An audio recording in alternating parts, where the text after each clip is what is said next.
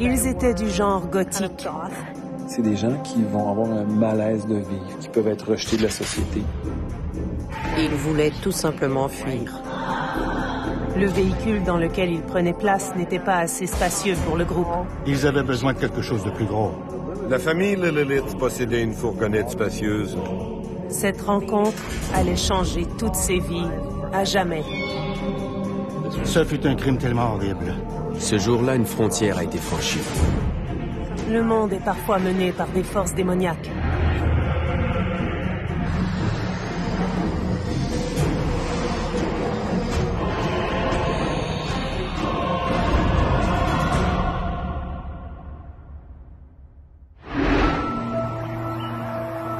En fin de journée, le 6 avril 1997, Mark Gaby, un contracteur indépendant, roule sur un chemin de campagne près de Bellayton, au Tennessee. Subitement, il entend la détonation d'un coup de fusil. Puis quelques secondes plus tard, le silence est rompu par de nouveaux coups de feu. Cette fois-ci, il est certain d'avoir entendu le bruit de 2 armes distinctes. Dans les minutes qui suivent, un résident de Halloween Lane appelle au bureau du shérif de Greene County pour loger une plainte de bruit abusif. Comme il patrouille dans les environs, le sergent Frank Waddell se rend sur les lieux. Il inspecte le périmètre, mais ne remarque rien qui sorte de l'ordinaire. Toutefois, lorsqu'il remonte à bord de sa voiture patrouille, ses phares illuminent de vagues silhouettes dans le fossé. Et il est sidéré par la scène monstrueuse qui s'offre à son regard. Une famille de 4 personnes, les 2 parents et 2 jeunes enfants, baignent dans une mare de sang. Après sa découverte, l'officier a réclamé une ambulance et a décrit la scène de meurtre. Alors j'ai compris que j'allais devoir me rendre sur place. Quand les urgentistes sont arrivés sur les lieux, les 2 parents étaient morts. Les enfants respirent toujours. La fillette était inconsciente, mais toujours vivante. Le garçonnet de 2 ans semblait inconscient. Mais d'après les témoignages, lorsque l'ambulancier a tenté de le soulever, il a réagi. Il s'est mis à pleurer lorsqu'on a tenté de le séparer du corps de sa mère. Il s'agit de la famille Lilith de Knoxville, au Tennessee. Le père, Vidar, est âgé de 34 ans. La mère, Delphina, a 29 ans. Tabitha, leur fille, a 6 ans. Et leur fils, Peter, 2 ans. La famille Lilith avait été abattue de plusieurs coups de feu. Les parents sont morts et les enfants survivent à peine. La fillette de 6 ans a été déclarée morte vers midi le lendemain, à l'hôpital où elle avait été transportée. Le petit Peter survivra aux blessures subies au torse et à l'œil. Il restera aveugle d'un œil et infirme. Au bout d'un moment, il a pu quitter l'hôpital. Et il a été recueilli par son oncle et sa tante, qui l'ont finalement adopté. Ce que Mark Gaby avait d'abord pris pour un simple jeu d'enfant s'avérera en réalité un acte cruel et meurtrier. Un groupe de 6 jeunes âgés de 14 à 20 ans sont les auteurs de ces meurtres abominables. Il y avait 6 suspects dans cette cause, tous originaires de l'Est du Kentucky. À l'époque, le plus vieux avait 20 ans et le plus jeune 14 ans. Sur l'autoroute 81, ils s'étaient arrêtés dans une aire de repos dans un but très précis. Fuir à tout jamais leur vie misérable au sein du bled minable dont ils sont issus, Pikeville, Kentucky.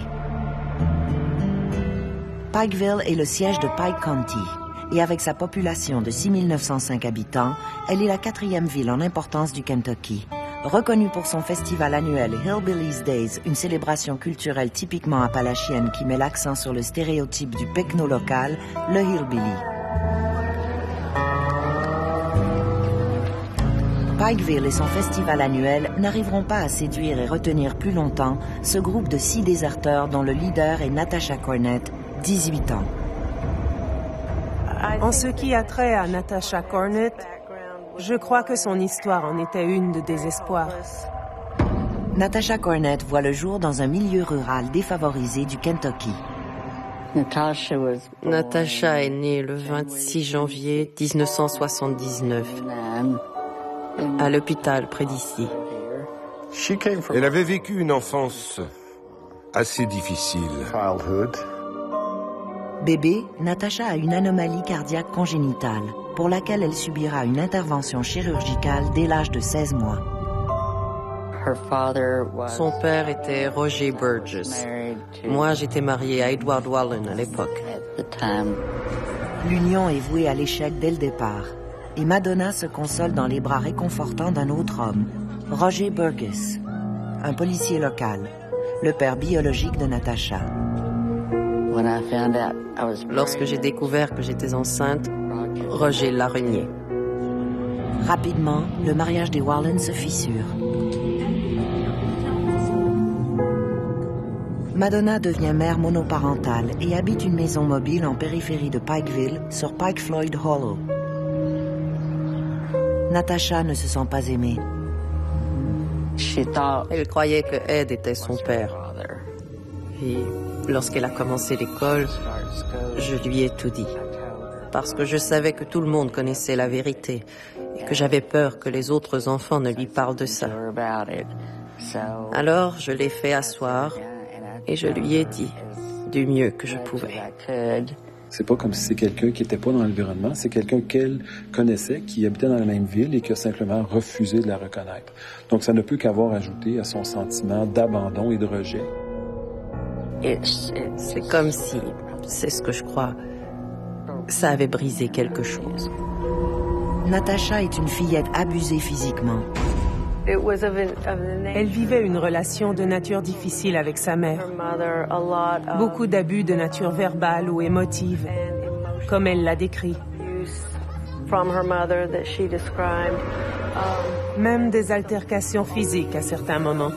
C'est clair que l'abus physique et incestueux va entraîner chez les personnes qui le vivent, qui le subissent, beaucoup de colère, de déception.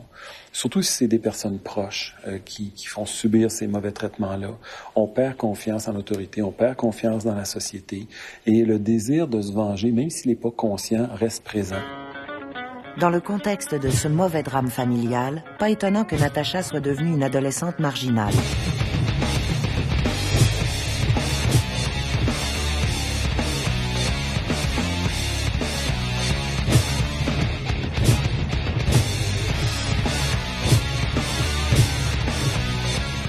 Après cela, ça a été très difficile pour moi et pour Natasha.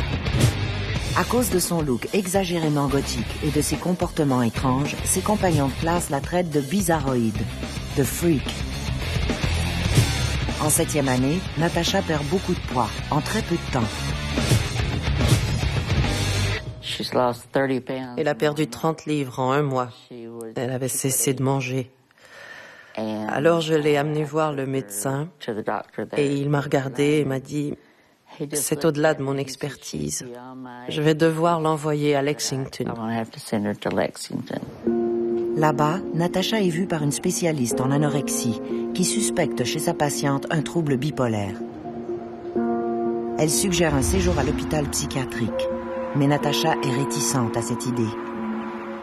Nous nous sommes rendus là-bas sous prétexte d'aller simplement explorer. Puis une fois rendus, j'ai dit à Natasha qu'elle devait rester. Alors elle s'est mise à hurler, à pleurer toutes les larmes de son corps. À ce moment, je me suis dit que j'étais la pire mère du monde, mais il fallait que je le fasse. C'est ce que je devais faire si je voulais la sauver. Elle me détestait. Elle me détestait et elle me déteste encore pour ça. Malheureusement, l'assurance médicale de sa mère n'autorise que 11 jours d'hospitalisation. Le médecin m'a dit qu'elle n'était vraiment pas bien, qu'elle avait besoin de plus de temps, mais qu'il ne pouvait pas l'aider davantage parce que je n'avais pas d'assurance. Alors j'ai dû la ramener à la maison dans cette condition pour aller consulter un psychiatre. Et personne ici n'a pu... Personne n'a même fait le premier petit pas pour lui venir en aide. Comme le traitement de sa condition est très onéreux, Natasha ne prend pas ses médicaments avec la régularité nécessaire et sa condition de bipolarité empire. Elle m'a dit qu'elle ne pouvait pas les prendre, qu'elle ne pouvait pas supporter ça. On lui avait prescrit 2 médicaments différents et elle disait que ça la rendait plus mal encore que son état normal.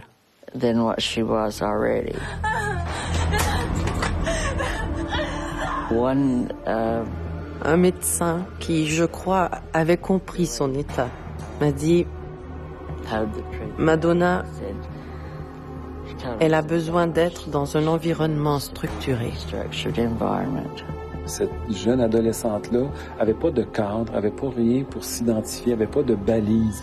C'est dans ça là que ça devient dangereux. Lorsque ses résultats scolaires chutent drastiquement, Natasha se décourage et décroche. Elle s'intéresse de plus en plus à la sous-culture gothique et se met à fréquenter des jeunes qui partagent le même intérêt.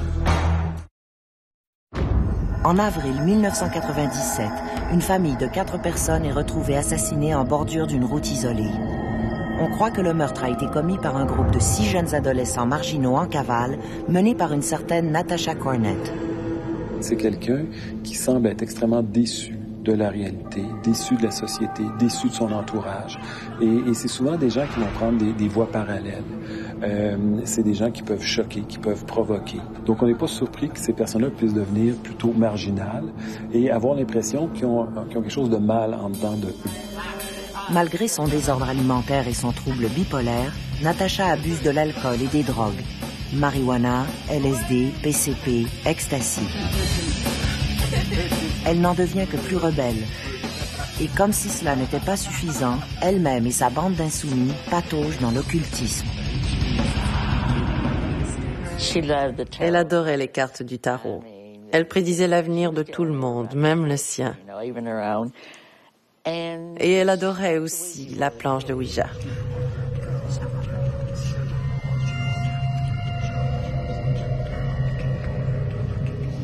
On est en dehors de la réalité. On est dans une réalité à côté de celle qui est souffrante et d'où on est rejeté. Donc, c'est pas surprenant que des individus marginaux se reconnaissent dans ça, se retrouvent dans ça.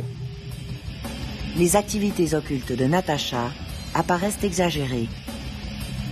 Est-ce dû à la malnutrition, à la drogue, à l'alcool ou à son état de bipolarité sévère non traité?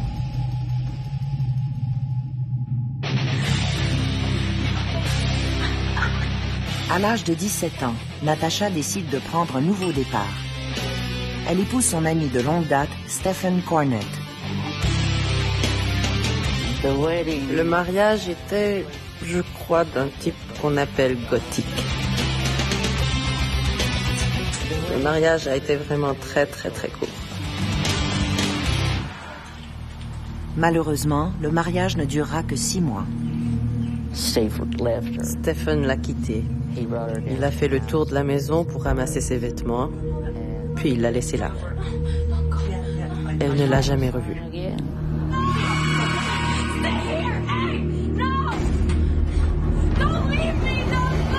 Au lendemain de sa séparation, Natasha renoue avec son mode de vie gothique et sa bande d'amis, tous issus de familles dysfonctionnelles.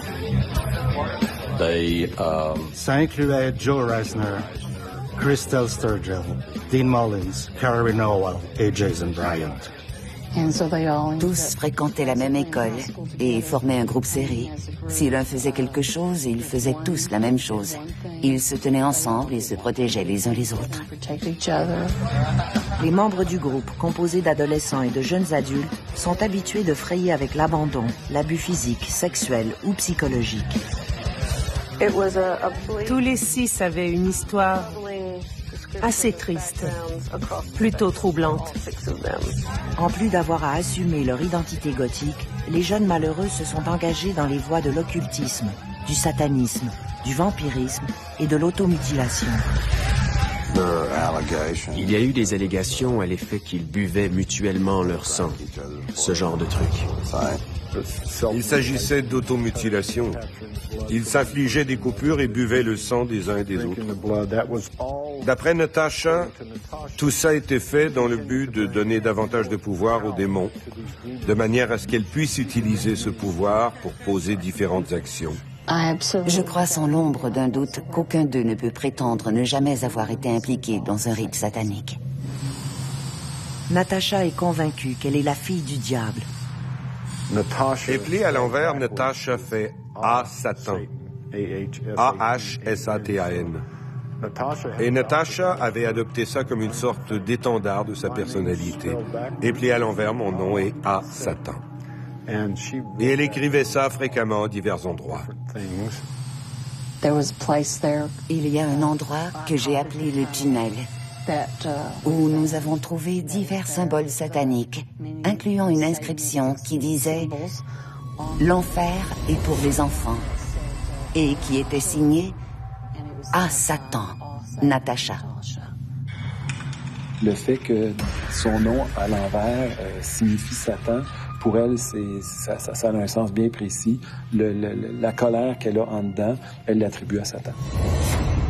Puisque vivre à Pikeville leur apparaît comme un véritable enfer, les jeunes décident de s'offrir une nouvelle vie en quittant leur trou perdu. Destination, la Nouvelle-Orléans. Elle avait cette attraction pour la Nouvelle-Orléans qui relevait, je crois, du comportement des gens, de leur manière de s'habiller. C'était ça. Elle aimait ça. C'est le 6 avril 1997 qu'ils mettent vraiment leur plan en action. Avant de quitter le Kentucky, Karen, avec les $500 qu'elle a volés à son père, commence par offrir une tournée générale au McDo local. La bande est également équipée de 2 pistolets.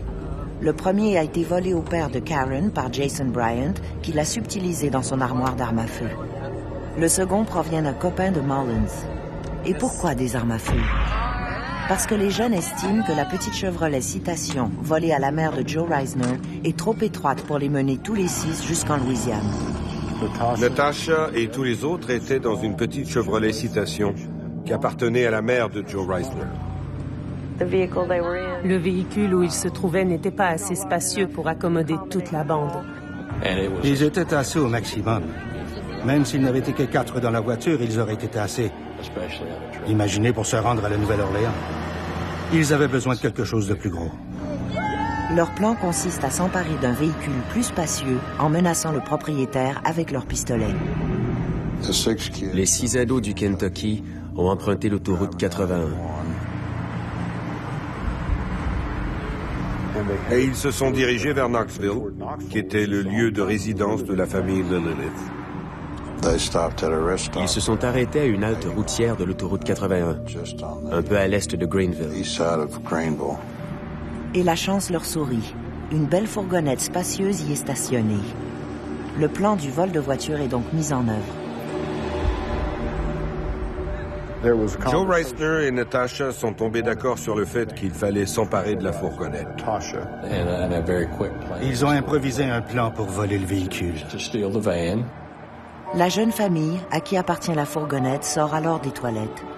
Vidar et Delphina Lilith, accompagnés de leurs 2 jeunes enfants, sont en route vers Knoxville, au Tennessee. La famille Lilith était formée de 2 jeunes parents, fin de la vingtaine, début trentaine, et de 2 enfants, un garçon de 2 ans et une fillette de 6 ans, qui retournaient chez eux dans une banlieue de Knoxville. Ils rentraient d'une convention de témoins de Jéhovah. Et ils ont choisi de s'arrêter à la même halte routière que les 6 jeunes du Kentucky. La petite famille s'était arrêtée pour casser la croûte et se délier les jambes avant d'attaquer le dernier tronçon de route vers la maison. La mère était à la toilette avec sa fillette. Natasha et Karine s'intéressaient à elle parce qu'elle était vraiment mignonne. Les autres jeunes étaient habillés en noir, ou d'une manière associée au gothique. Et la famille Lilith les a approchés pour leur parler de religion. C'étaient des témoins de Jéhovah, et leur religion les invite à témoigner de leur foi et à répandre la parole de Dieu. Ils les ont approchés, et Natasha et Joe ont fait mine d'être intéressés. Tout en faisant mine d'être réellement intéressé par les propos de Vidar, Joe a les yeux braqués sur la fourgonnette spacieuse de la petite famille. Le 9 avril 1997, avec un peu d'argent volé et armé de 2 pistolets, un groupe de 6 jeunes férus de culture gothique décide de quitter leur bled natal et de fuir vers la Nouvelle-Orléans. En route, ils décident de pirater un véhicule plus spacieux et dans une halte routière, ils rencontrent la famille Lillelith qui a le malheur de posséder la fourgonnette idéale. Ils ne voulaient pas s'emparer de la fourgonnette là, à la halte routière, où il y a un va-et-vient constant d'automobilistes. Joe Reisner a sorti son arme, un 9 mm, et l'a braqué sur Bedar Lillelith, en lui disant « Nous ne voulons que votre fourgonnette. » Nous allons prendre votre véhicule et vous déposer un peu plus loin. Personne ne sera blessé si vous coopérez, on ne veut que votre fourgonnette. La famille a été forcée de monter à bord du véhicule avec 4 jeunes, tandis que les 2 autres allaient suivre dans la voiture avec laquelle ils étaient venus. Christelle et Dean étaient à bord de la voiture de Joe. Karine et Joe, Natasha et Jason étaient dans le véhicule des Lillelith. Le pistolet de Joe Reisner braqué sur lui, Vidar prend le volant. Jason Bryant, armé de son pistolet de calibre 25, s'installe au centre du siège arrière avec Karen Howell, Natasha Cornett et le petit Peter Lillelith calé dans son siège d'enfant. Delphina et sa fillette sont coincées à l'arrière du véhicule et Tabitha se met à pleurer. Tout le monde était apeuré, le bébé s'est mis à pleurer. Natasha m'a dit que la mère avait commencé à chanter une berceuse, ce qui avait vraiment énervé Jason, qui lui avait ordonné de se taire. Les Lillelith supplient les jeunes de les libérer et leur promettent de ne jamais révéler leur identité. Malheureusement, leurs prières seront vaines. Ils ont amené la famille Lillelith dans un endroit discret sur un petit bout de route déserte. Tout le monde descend du véhicule et on ordonne à la petite famille de s'aligner près du fossé. D'après Natasha et les 4 autres membres du groupe, c'est Jason qui aurait pointé son arme vers les Lillelith dans l'intention évidente de les tuer. Ils avaient dit à plusieurs de leurs amis qu'ils allaient partir et qu'on pourrait les suivre par les bulletins d'information télévisés. Ils auraient même affirmé qu'ils allaient tuer quelqu'un. Natasha m'a dit « Maman, j'ai fait tout ce que je pouvais. » Natasha s'interpose alors entre Jason et les Lillelith et prévient qu'elle ne bougera que s'il promet d'épargner les enfants. Jason finit par acquiescer. Natasha le croit sur parole et fait 2 pas de côté. Jason a dit qu'il ne toucherait pas aux enfants. Et c'est sur eux qu'il a tiré. Les balles ont traversé les enfants avant de toucher les parents. Même s'il a perdu conscience dès le premier tir, Vidar recevra 5 balles à bout portant et décède en moins de 3 minutes. Quant à Delphina, même si elle a reçu 8 projectiles, elle mettra près de 20 minutes à mourir. D'ailleurs, elle est toujours consciente au moment où ses enfants sont traînés sur le sol et posés sur elle et Vidar de manière à former une croix. Le corps de la fillette reposait sur le corps de son père et formait une croix. Le corps de Peter, toujours vivant, reposait sur le corps de sa mère et formait une croix. Au moment de quitter les lieux, le conducteur de la fourgonnette roulera sur les jambes de Vidar et de Delphina, qui, elle, est toujours consciente. Malgré leurs graves blessures, les enfants vivent toujours. Tabitha décède le lendemain au centre médical de l'Université du Tennessee à Knoxville. Peter, quant à lui, arrivera à s'en tirer.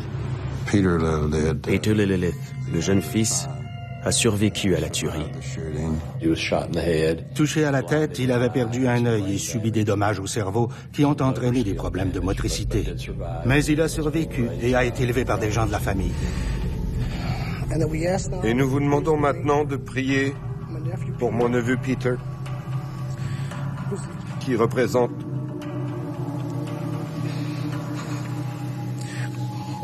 tout ce qu'il nous reste de la famille de ma sœur.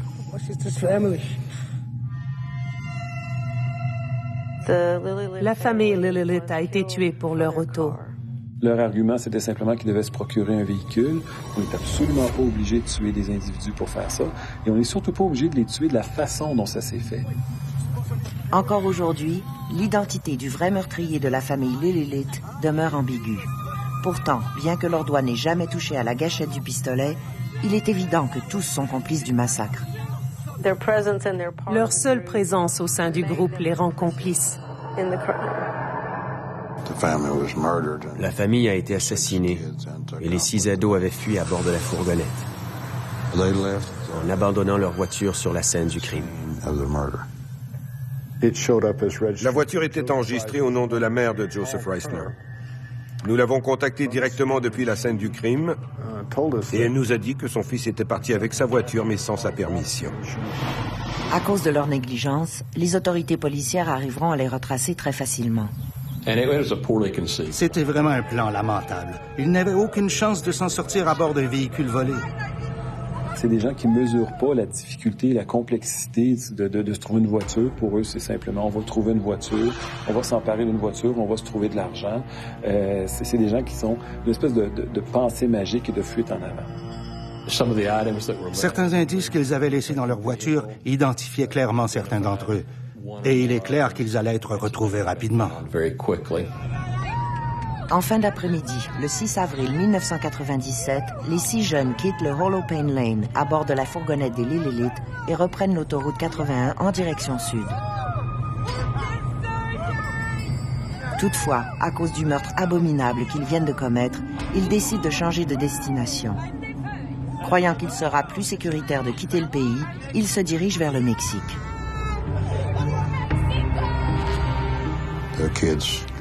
Les jeunes sont restés dans la fourgonnette et se sont dirigés vers le Mexique. Mais ils n'ont pas réussi à obtenir de visa d'entrée, ce qui est obligatoire là-bas si vous entrez en voiture. Alors ils ont été arrêtés par les autorités mexicaines et forcés de quitter le pays. Peu de temps après ce massacre, le sergent Frank Waddell du bureau du shérif de Greene County répond à un appel de son répartiteur qui lui demande de vérifier une plainte routinière de bruit aux environs de Holopain Lane. La bande croyait que la petite route sur laquelle ils se trouvaient était isolée. Mais de fait, ils étaient à moins d'une centaine de pieds d'une maison construite au sommet d'une colline. Les habitants de la maison avaient entendu les coups de feu. Une succession de tirs, un délai, puis d'autres coups de feu. Alors ils ont appelé le bureau du shérif pour rapporter ce qu'ils avaient entendu et nous dire qu'un véhicule était resté sur les lieux avec ses phares allumés. C'est comme ça qu'un de nos agents s'est rendu sur place. Rien ne pouvait préparer l'agent Waddell à affronter la scène qu'il découvre. Quand ses phares ont éclairé la scène du crime, il a aperçu les corps des victimes adultes et ceux des enfants couchés sur leur poitrine. Vidar et Delphina, touchés de plusieurs projectiles, sont morts. Nous avons remarqué les traces de pneus sur les jambes des victimes adultes, dans la région située entre les genoux et les hanches. Miraculeusement, les enfants sont toujours en vie et le sergent Waddell réclame immédiatement une ambulance pour que les enfants soient transportés d'urgence vers l'hôpital. Les 6 suspects ont été arrêtés à la frontière américano-mexicaine, au poste de Douglas en Arizona. Un avis de recherche avait été émis pour signaler le vol de la fourgonnette de la famille Lillelith. En voulant vérifier l'exactitude de la plaque d'immatriculation de la fourgonnette des Lillelith conduite par les jeunes, le douanier s'est rendu compte que le véhicule avait été impliqué dans un meurtre. C'est alors qu'on les a arrêtés et conduits en détention. Alors j'ai quitté le Kentucky. Dès le lendemain matin, j'étais à bord d'un avion en direction de l'Arizona. Les suspects seront incarcérés à la prison de Cochise County à Wilcox, en Arizona. Après avoir assassiné une famille de témoins de Jéhovah, un groupe de jeunes délinquants prend la fuite vers le Mexique. S'étant fait refuser l'entrée à la frontière mexicaine, les fuyards seront interceptés à un poste de la douane américaine. Finalement, tous les 6 ont été extradés. Les services du Marshal les ont renvoyés par avion jusqu'à Knoxville. Et nous avons envoyé des voitures pour transporter individuellement chacun des suspects jusqu'à Greenville. Et c'est là qu'ils ont été jugés. Dans un petit village comme Greenville, on est très, très religieux. Et lorsque ces jeunes sont arrivés à Greenville, Greenville était prête à les recevoir. C'était un crime tellement odieux que la réaction du public a été démesurée. Les gens se sont mis à crier et à huer les suspects en les traitant de tueurs d'enfants.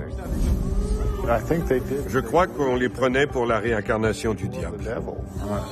Je parle de la population générale. Les gens étaient tellement furieux de ce qu'ils avaient fait.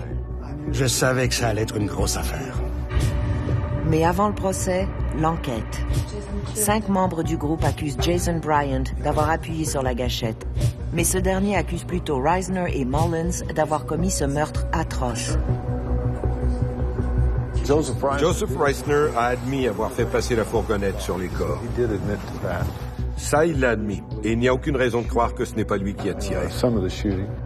Joe n'avait jamais eu de dossier criminel. Il avait la réputation d'être un bon gars. Je serais très surpris si Dean Mullins avait appuyé sur la gâchette pour tirer qui que ce soit. À 14 ans et relevant d'une cour juvénile, Bryant est le bouc émissaire idéal. À titre d'accusé juvénile, il n'était pas sujet à la peine de mort ou à une sentence aussi sévère. Même si l'identité du véritable auteur des meurtres demeure ambiguë, les 6 accusés sont considérés comme responsables à parts égales. Dans l'État du Tennessee, si vous participez à un crime et le vol de la fourgonnette était un crime et que quelqu'un est tué en perpétrant ce crime, alors vous êtes aussi coupable que celui qui a commis le meurtre. Ils ont même conservé des souvenirs de l'événement. On a cru qu'ils les avaient conservés en souvenir de leur meurtre. Soit en souvenir, soit pour être utilisés plus tard lors de rituels où ils pourraient, en fonction de leurs croyances, s'en servir pour faire croître le pouvoir au sein du groupe, comme le croyait Natasha. Avant leur arrestation en Arizona, les policiers de Pikeville au Kentucky mènent une enquête pour retracer les auteurs du crime. Ils apprennent alors que les 6 suspects ont été impliqués dans un rituel satanique à la veille de leur départ, pour leur expédition mortelle. Les traces du rituel mènent les enquêteurs au motel Cawley. Le motel Cawley était un endroit où les jeunes du coin pouvaient se rendre. On ne posait pas beaucoup de questions, on pouvait payer les chambres au comptant et on n'était pas surveillé. Le commis ne pouvait pas se douter du type d'activité qui se déroulait dans la chambre. Natasha et Karen ont commencé à s'infliger des coupures. Il y avait du sang sur le plancher et des brûlures sur le tapis où ils avaient tenté de graver 666. Elle m'a dit qu'il ne s'agissait pas d'un rituel satanique ou quoi que ce soit du genre. Mais elle m'a dit qu'il y avait pas mal de sang dans la salle de bain, je crois. Les filles en sont venues à couper les garçons, qui se prêtaient au jeu et saignaient abondamment, à l'exception de Jason Bryant.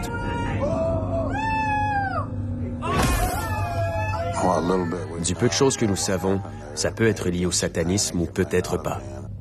Le procès des meurtriers de la famille Lillelith connaît un départ difficile. Après leur arrestation, ils ont été ramenés au Tennessee, dans le comté de Greene. Ensuite, on a commencé le procès en première instance, en cour juvénile pour les plus jeunes, au tribunal d'État pour les adultes. La lecture de la mise en accusation des 4 suspects adultes, soit Cornett, Sturgill, Reisner et Mullins, a lieu le 5 avril 1997. Le juge James Carter refuse toute libération sous caution et dépose 3 chefs d'accusation pour meurtre au premier degré. Désigné par la Cour pour défendre Natasha Cornett, l'avocat Eric Kahn accepte le mandat, mais on comprend bientôt qu'il le fait pour des motifs personnels. Dès le départ, Natasha était foutue. en rendant publics tous ces documents qu'ils avaient avant même le début du procès. C'était dramatique, épouvantable. Elle croit qu'en l'an 2000, comme elle l'a enregistré sur sa vidéo, elle croit qu'en 2000, tout le monde sur Terre sera mort, puisque l'Armageddon est déjà en marche depuis quelques mois. Il a joué la carte du sensationnalisme. Il a évoqué les rites sataniques, l'occultisme. Tout tournait autour du fait qu'elle se croyait la fille du diable et que Satan était pour la sortir de prison. Mais ça, c'était les trucs qu'il lui avait dit de dire afin que lui puisse plaider l'aliénation mentale. Je crois qu'il a nui au dossier de Natasha. C'est ce que je dirais. La quête égoïste de popularité que mène Eric Kahn entraîne sa révocation et retarde l'audience préliminaire, laquelle est reportée au 21 mai, laissant ainsi le temps à Natasha de se trouver un nouvel avocat pour la défendre. Monsieur Kopp et Monsieur Street ont pris en charge le dossier et ils ont repris les procédures. Entre-temps, Jason Bryant et Karen Howell sont enfin extradés au Tennessee, où leur audience est prévue pour le mois de juillet. Audience qui vise à déterminer s'ils seront jugés en tant qu'adultes ou devant une cour juvénile. Ils ont commencé en cour juvénile et celle-ci a jugé qu'ils devaient être jugés en tant qu'adultes. Mademoiselle Howell et Monsieur Bryant ont tous deux été jugés comme adultes et la peine de mort a été réclamée contre chacun d'eux. Au final, les 6 accusés ont été jugés en tant qu'adultes. Au cours de ce procès, l'enjeu n'était pas de savoir s'ils étaient coupables ou non, mais bien de décider de la peine. Prison à vie avec ou non possibilité d'une libération conditionnelle. Le procureur général, Berkeley Bell, a la conviction que ce crime a été commis pour des motifs sataniques. J'ai souvenir du procureur général, Berkeley Bell, évoquant le fait que parfois, le monde est mené par des forces démoniaques. Ce qui m'intrigue, c'est qu'on puisse être effrayé par Natasha et soutenir qu'elle soit démoniaque. Ce procureur a déclaré qu'elle était la personne la plus démoniaque qu'il ait jamais rencontrée. Et je me suis dit, il n'a pas dû rencontrer grand monde dans sa vie. Ce dont on accusait les 6 suspects, ce dont était convaincu le procureur et ce pourquoi ils seront condamnés, c'est qu'il ne pouvait s'agir que d'un geste d'origine diabolique. Il croit réellement que les membres de la famille Lilith ont été sacrifiés par 6 disciples de Satan. Certains éléments de cette cause portent une symbolique satanique. Mais je ne crois pas qu'il s'agisse d'un meurtre satanique ou quoi que ce soit du genre. C'est donc sur cette note que commence le procès. En espérant échapper à la vie pitoyable qu'ils mènent à Pikeville, au Kentucky, 6 jeunes fugueurs sont arrêtés et accusés du meurtre sordide de la famille Lilith. Ils n'ont pas eu droit à un procès. Je crois que ça a été une mascarade du début à la fin. Ce fut un procès collectif. Il n'y a pas eu de poursuite individuelle contre aucun des suspects. Le 9 septembre 1997, les 6 suspects plaident non coupables aux accusations de meurtre. Toutefois, le 20 février 1998, ils font volte-face et décident de plaider coupables afin d'éviter la peine de mort. Ils faisaient face à la peine de mort. Et ils ont conclu un échange de plaidoyer. Soit chacun d'eux choisissait d'échapper à la peine de mort en acceptant de plaider coupable, soit il y avait un procès. Je suis convaincu que si nous avions été en procès, les 4 adultes auraient été condamnés à mort. Ils les ont fait mentir. Vous n'êtes pas censé mentir si vous êtes en cour. Alors pourquoi les ont-ils fait mentir? Si j'avais le sentiment de ne pas être coupable, je ne plaiderais pas coupable. Chacun des 5 accusés accusera Jason Bryant d'être l'unique auteur de la fusillade. Je crois que plusieurs des jeunes ont fait porter le blâme des meurtres sur Jason Bryant. Il y avait des nuances dans la culpabilité, mais Jason était l'assassin. Il a nié. Il a dit qu'il n'avait tiré sur personne. On n'a jamais réussi à savoir avec certitude qui avait appuyé sur la gâchette. D'après les indices, c'était plus qu'une seule personne. Personne n'a jamais admis être le deuxième tireur. Alors c'est à chacun de juger qui a pu le faire.